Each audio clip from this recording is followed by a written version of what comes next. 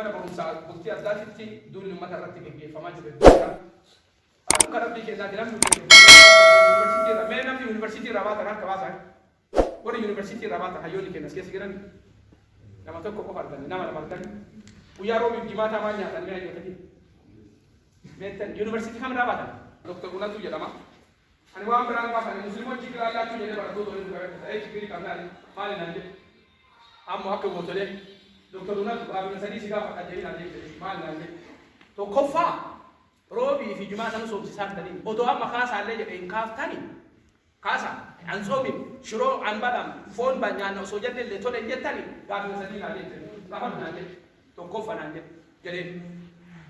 nuti sooma soomnu maqaa qabaa jedheen kun ramadaana jedhama waajibaa irraa ture keessan kana wanni inni soomuuf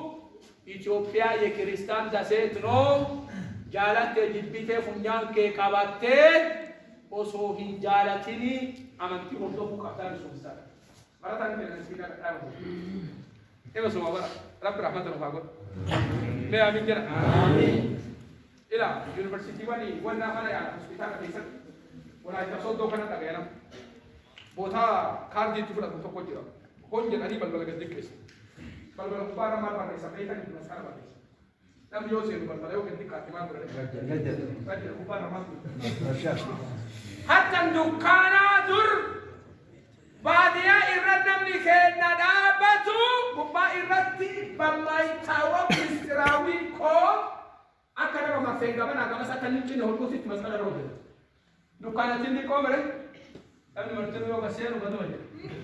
maali jennaan jaalattee jibbitetti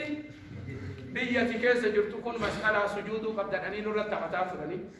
rabbi rahmata fi nuhaa godhu amiin rabbi nuhaa beeksisa amiin kanaaf adeemsa akka isa dinkeessa deemee kottaa